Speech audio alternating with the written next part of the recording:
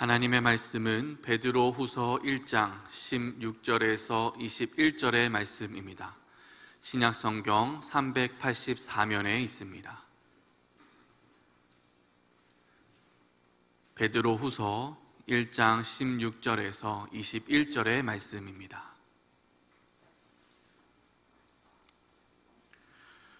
우리 주 예수 그리스도의 능력과 강림하심을 너희에게 알게 한 것이 교묘히 만든 이야기를 따른 것이 아니요 우리는 그의 크신 위엄을 친히 본 자라. 지극히 큰 영광 중에서 이러한 소리가 그에게 나기를 이는 내 사랑하는 아들이요 내 기뻐하는 자라 하실 때에 그가 하나님 아버지께 존귀와 영광을 받으셨느니라. 이 소리는 우리가 그와 함께 거룩한 산에 있을 때에 하늘로부터 난 것을 들은 것이라.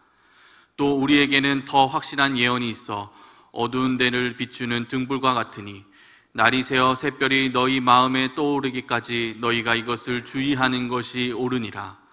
먼저 알 것은 성경의 모든 예언은 사설에 풀 것이 아니니 예언은 언제든지 사람의 뜻으로 낸 것이 아니요 오직 성령의 감동하심을 받은 사람들이 하나님께 받아 말한 것임이라. 아멘. 2월입니다. 내일은 봄이 온다는 입춘이지요. 일기예보로는 이번 주간이 무척 추울 것이라고 합니다. 그래도 오는 봄을 막을 수는 없겠지요. 하나님께서 함께 하심을 누리는 행복함이 여러분과 여러분의 가정에 함께 하기를 축복합니다. 얼마 전 친구가 보내준 사파 몇 장을 여러분에게 소개해 드리겠습니다. 널리 알려진 내용이지만 다시 한번 생각해 보았으면 합니다.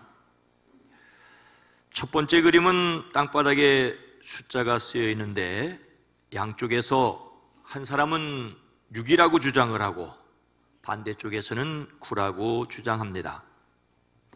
설명은 그대가 옳다고 상대방이 틀린 건 아니다. 상대방 처지에서 바라보지 않았을 뿐이다 라고 합니다. 사람은 눈에 보이는 대로 판단하지만 사람마다 똑같이 보는 것은 아니라는 말입니다. 두 번째 그림은 한쪽에서 보면 네모난 막대기가 4개로 보이지만 반대편에서 보면 네모난 막대기의 끝이 3개로 보입니다. 사실 이 그림은 눈에 착시를 일으키기 위해 일부러 이렇게 그린 그림입니다. 보는 방향에 따라 달리 보인다는 것을 넘어서 실제 있을 수 없는 속이려는 그림에 속지 말아야 한다는 것도 생각해야 된다는 것이 제 생각입니다. 세 번째 그림은 삶이라는 글자의 풀이에 관한 것입니다. 삶을 풀어보니 사람이 되고 사람을 합쳐보니 역시 삶이 된다는 것입니다. 사람이란 그 인간이 살아있음을 드러낼 따라야만 의미가 있고 그 사람의 삶이 곧 그가 어떤 사람이라는 것을 드러낸다는 다소 철학적인 의미입니다. 삶은 곧 그 사람입니다. 어떻게 사느냐가 그 사람의 삶이지요. 네 번째 그림은 남의 잘못을 가리키는 손가락질을 살펴보니 손가락 셋은 자기를 가리키고 있네요 라는 설명이 붙은 그림입니다. 손가락질하는 손을 자세히 보면 너 잘못했다고 가리키는 손가락은 하나인데 자신을 가리키는 손가락은 3개나 된다는 말입니다. 남 잘못했다고 지적하는 사람이 몇 배나 더 잘못하고 있다는 말입니다. 물론 다른 사람이 잘못하고 있다고 말해서는 안 된다는 말은 아닙니다. 비난받지 않으려고 비난하지 말아야 되는 것도 문제는 여전히 있다고 저는 생각합니다. 진리를 깨우치려는 노력은 계속되어야 합니다. 받아들이지 않는다고 배척하는 것을 각오해야 하고 배척받을 것을 각오해야 하고 남 지적할 때 나 자신도 돌아보아야 한다는 것입니다. 우리는 자신을 돌아보는 사람이어야 합니다.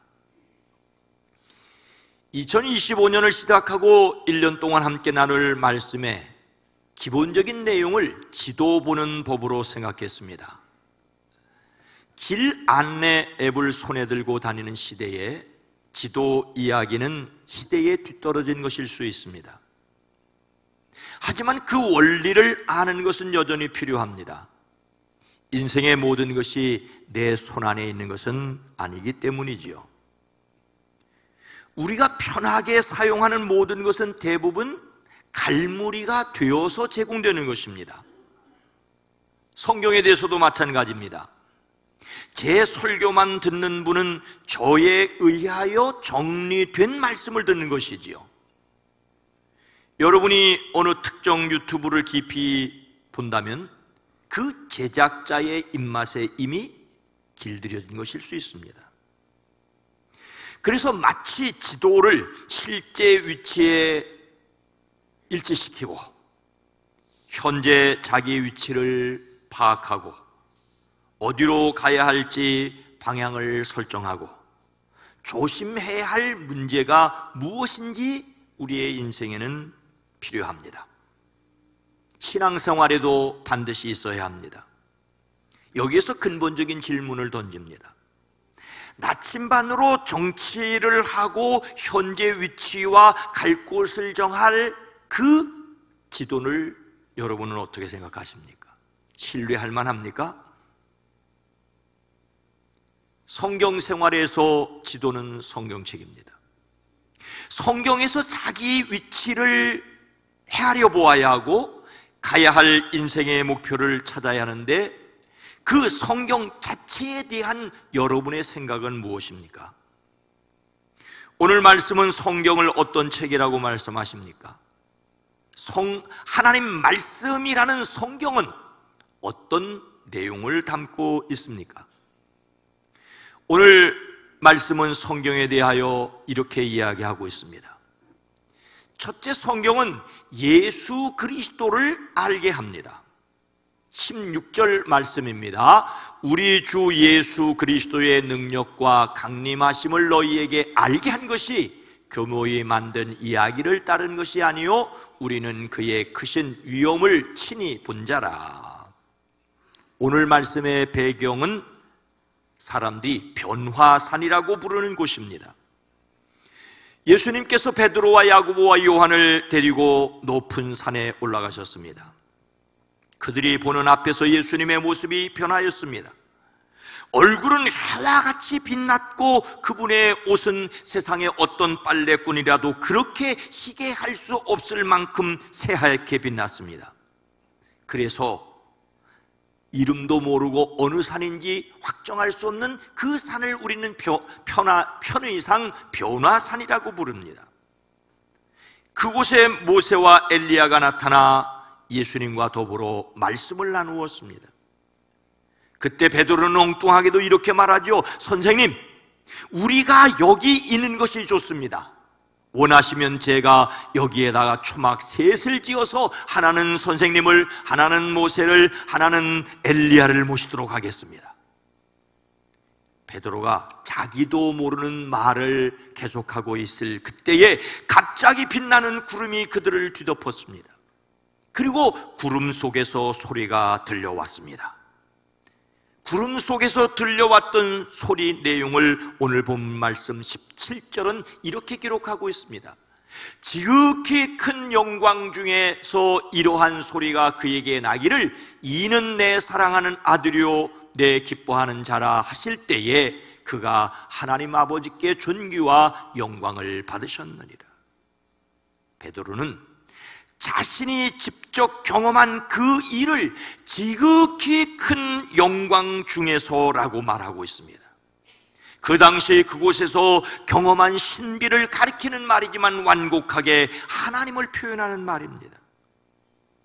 하나님은 지극히 큰 영광스러운 분이시기 때문입니다. 더없이 영광스러운 하나님께서 예수님을 가리켜 내 사랑하는 아들이요 내 기뻐하는 자라고 말씀하셨습니다. 이 변화산의 기적이 중요한 것은 그들이 신비를 경험했다는 것도 아니고 심지어 예수님께서 변모하셨다는 것도 아닙니다.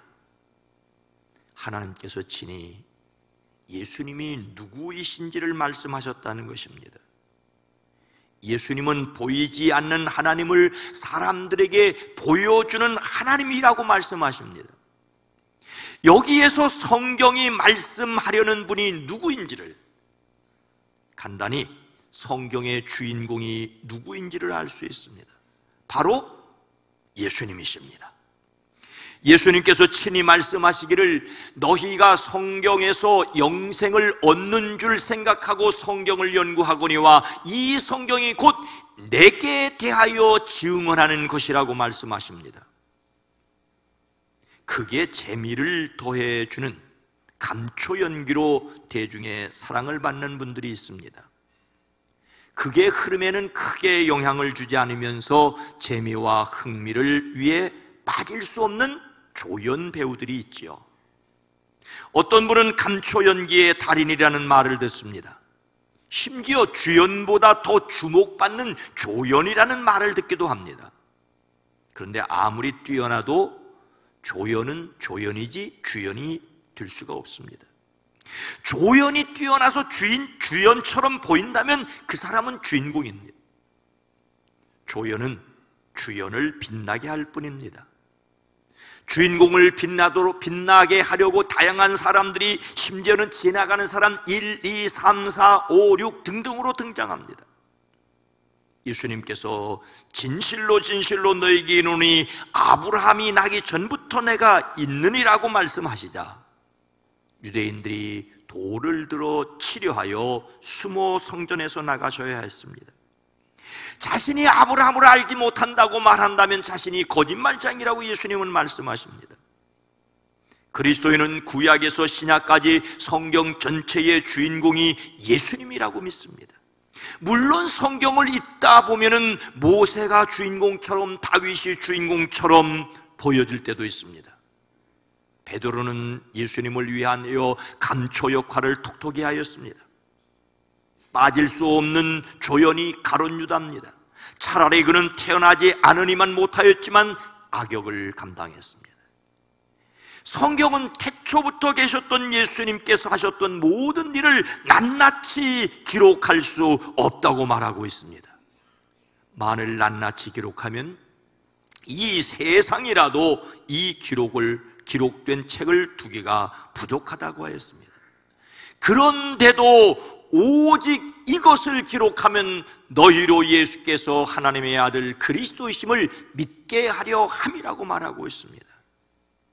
성경은 예수님을 그리스도로 믿게 하려는 말씀입니다.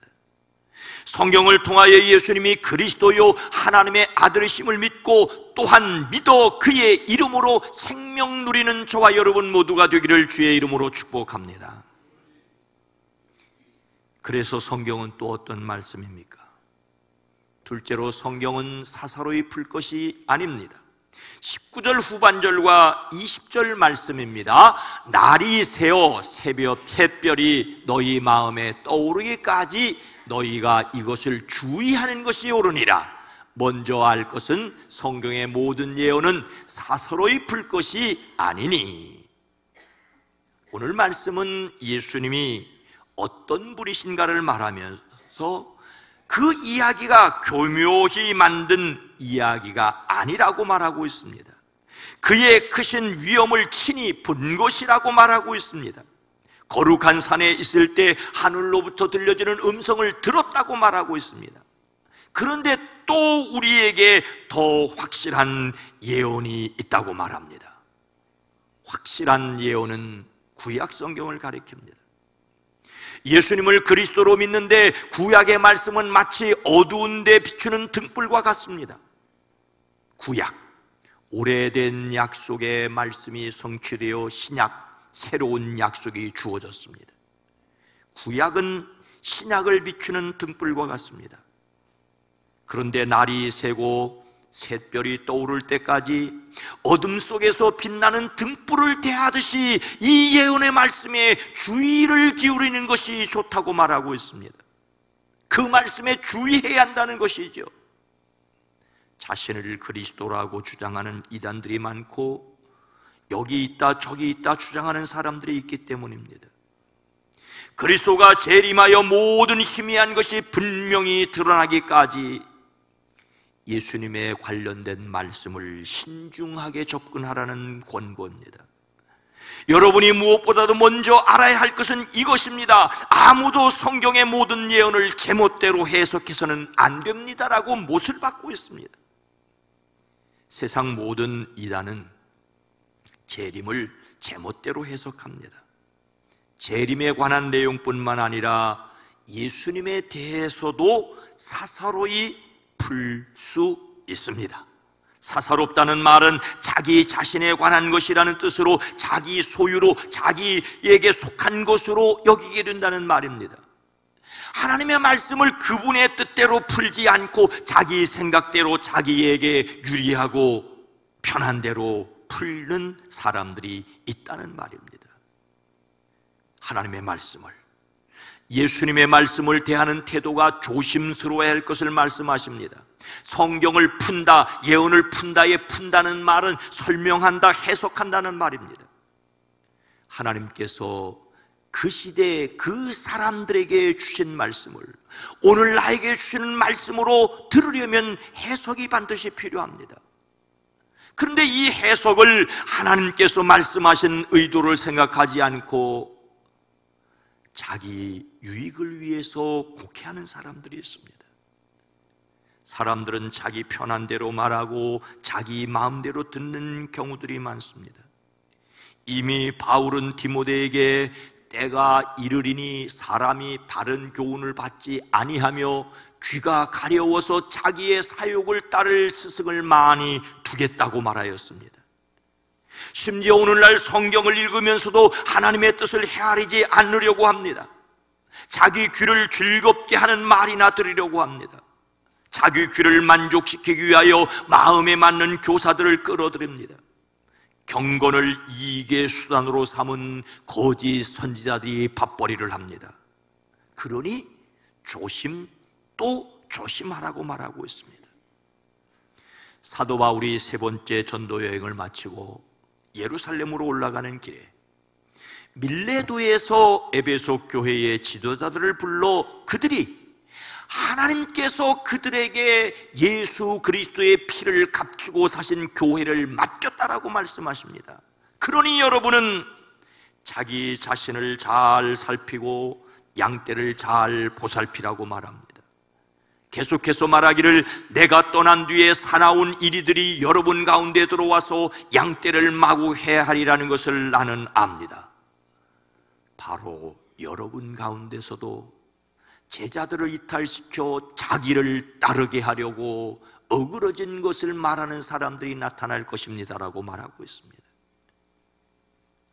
교회 지도자들 가운데서도 말씀을 어그러지게 하는 자가 있을 것이라고 바울은 내다보았습니다.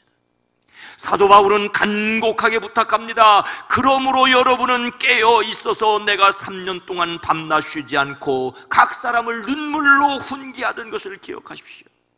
나는 이제 하나님과 그의 은혜로운 말씀에 여러분을 맡깁니다라고 말하고 있습니다. 이 얼마나 비장하고 간곡한 부탁입니까? 우리는 하나님의 말씀을 사사로이 이용하지 말아야 합니다.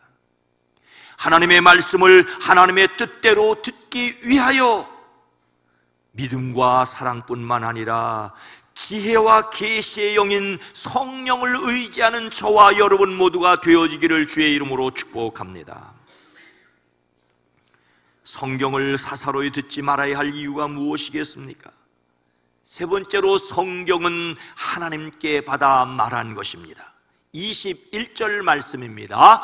예언은 언제든지 사람의 뜻으로 낸 것이 아니요 오직 성령의 감동하심을 받은 사람들이 하나님께 받아 말한 것임이라. 아멘. 이 말씀에서 예언이라는 말을 잘 이해했으면 좋겠습니다. 예언이라는 말은 생각을 알리다, 선포하다는 말에서 유래했습니다. 미리 말하는 자, 비밀을 맡은 자를 가리키게 되었습니다. 구약의 예언자들은 하나님의 말씀을 듣고 그 말씀을 사람들에게 전달하여 듣게 하는 일을 사명으로 받았습니다. 성경의 예언자가 스스로 앞으로 일어날 일을 알아서 말하는 사람이 아닙니다. 하나님께서 맡겨준 말씀을 그대로 전달할 뿐이죠. 그런데 전달해야 할 그 말씀의 내용이, 하나님께로부터 받은 그 말씀이 앞으로 일어날 일이라면 앞으로 일어날 일을 말하고, 책망하는 말을 마음에 담아두었으면 백성을 책망해야 되고, 격려하는 말을 심어주었으면 백성을 어루만져 격려해야 했습니다. 오늘 말씀에서 예언은 하나님께서 사람에게 맡겨주신 말을 가리킵니다. 그런데 하나님께서 사람에게 어떻게 그분의 말씀을 맡겨주셨습니까? 오직 성령의 감동하심으로, 오직 성령의 감동하심으로. 성경에서 예언자는 하나님의 영에 감동되어 그 대변으로서 영감받은 내용을 엄중하게 선포하였습니다. 근데 여기서 감동하다는 말은 참다, 견디다는 뜻을 가지고 있습니다.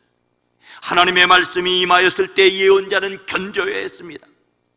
좋은 말씀, 칭찬하는 말씀, 격려하는 말씀이 아니라 책망하는 말씀이 주어졌다면 감당하고 싶지 않을 수도 있습니다. 그 중압감을 예언자는 견뎌내야 했습니다. 예레미야는 하나님의 말씀이 그에게 임하였을 때 그 말씀을 전하고 싶지 않았다라고 솔직히 말하고 있습니다. 전하지 않으려고 가슴이 불탔다라고 말하고 있습니다. 예언자의 사명은 그 내용을 고스란히 말해야 했기 때문입니다. 하나님의 말씀 들은 사람은 자기 생각대로 사사롭게 해석하지 말아야 합니다. 그 이유는 사람의 뜻으로 낸 것이 아니라 오직 성령의 감동하심을 입은 사람들이 하나님께 받아 말한 것이기 때문입니다. 성령에 의하여 움직인 사람들에 의하여 선포되었습니다. 모든 성경은 하나님의 감동으로 된 것입니다. 성경이 하나님의 감동으로 기록되었다는 것은 하나님의 말씀으로서 권위뿐만 아니라 그 말씀을 해석하고 적용하는데도 성령의 도우심이 필요하다는 것입니다. 성령의 도우심 없이는 사람이 지어낸 이야기로 이해할 수밖에 없습니다. 아무리 성경을 읽으면서 인생의 교훈을 얻는다 할지라도 성령의 도우심 없으면 이스라엘의 무협지에 불과할 수 있습니다. 성경을 읽으면서 의아하게 생각할 수 있는 내용 가운데 하나는 예수님을 따라다니는 제자들이 참 바보 같았다는 것입니다. 예수님께서 그렇게 십자가 지실 것을 말씀하셨지만 이해하기는커녕 나서서 말리려고 했습니다. 주님, 안 됩니다. 절대로 이런 일이 주님께 일어나서는 안 됩니다라고는 베드로는 말했고, 이런 베드로에게 예수님은 사탄아, 내 뒤로 물러가라. 너는 나의 걸림돌이다. 너는 하나님의 일을 생각하지 않고 사람의 일만 생각하는구나 라고 하였습니다. 그럼에도 불구하고 그들에게 십자가에 달리실 때 다 도망치고 더욱이 말씀하신 그대로 부활하셨음에도 불구하고 도무지 믿지 않으려고 했던 그 제자들에게 말씀하시면 말씀하실수록 도리어 근심하고 그들이 감당하지 못할 것을 아시면서도 거듭해서 말씀하신 이유가 무엇입니까? 예수님은 보혜사 곧 아버지께서 내 이름으로 보내실 성령, 그가 너희에게 모든 것을 가르치고 내가 너희에게 말한 모든 것을 생각나게 하리라는 것을 바라보고 계셨던 것입니다. 우리가 성경을 하나님의 말씀으로 받아들이기 위하여 성령님께서 감동하여 기록하게 하셨다는 것뿐만 아니라 성령님의 도우심으로 비로소 믿게 된다는 사실도 인정해야 합니다. 성령님의 도우심으로 말씀을 믿고 그 능력 힘 입으시기를 주의 이름으로 축복합니다. 사랑하는 성도 여러분, 미국에서 노예 제도가 성행할 때 노예선이 아프리카에서 미국으로 오가는 경우가 많았습니다. 한 노예선이 노예를 잔뜩 싣고 오는 도중에 선상반란이 일어났습니다. 노예들은 어찌어찌하여 자신들의 묶고 있던 쇠사슬을 끊고 선장을 포함한 백인들을 모두 죽였습니다. 반란은 성공했고 그들은 자유에 환호했습니다. 근데 참으로 난처한 일이 일어났습니다. 반란 과정에 나침판을 부숴버린 것입니다. 선장도 항해사도 없고 나침파도 없는 그 배는 방향을 잃은 채 이리저리 물결에 휩쓸려 다녀야 했습니다. 결국 폭풍우를 만나 자유를 얻었다고 환호했던 그 사람들의 거의 대부분이 죽게 되었다는 비극적인 얘기입니다. 물론 이 이야기에는 전제해야 할 것이 있습니다. 노예 제도나 노예 무역이 옳다는 것은 결코 아닙니다. 차라리 자유를 얻지 않고 노예로 사는 것이 더 좋았다고 말하지는 결코 말아야 합니다. 다만 한 가지, 나침판을 깨트리지 말아야 했습니다. 사람 생각으로 이해할 수 없어도 인생의 지도와 같은 성경 말씀을 찢어버리지 말아야 합니다. 성경은 인생의 근본적인 문제를 해결하시는 예수님을 알게 하십니다. 성경은 사사로이 대할 것이 아닙니다. 성령의 감동으로 기록된 말씀을 보혜사 성령님의 도우심으로 자신에게 주시는 말씀으로 들어야 합니다. 성경을 하나님의 말씀으로 들으심으로 하나님의 사람으로 살아내는 저와 여러분 모두가 되어지기를 주의 이름으로 축원합니다. 거룩하신 하나님, 자비로우신 주님, 우리 인생의 나침반으로 어디에 서 있는지 어디로 가야 할지 헤쳐나가는 지도로, 인생의 내비게이션으로 말씀을 삼고 그 성경을 기록하게 하신 성령님의 도우심으로 헤아려가는 저희들 되어지게 하옵소서. 예수님의 이름으로 간절히 기도드리옵나이다. 아멘.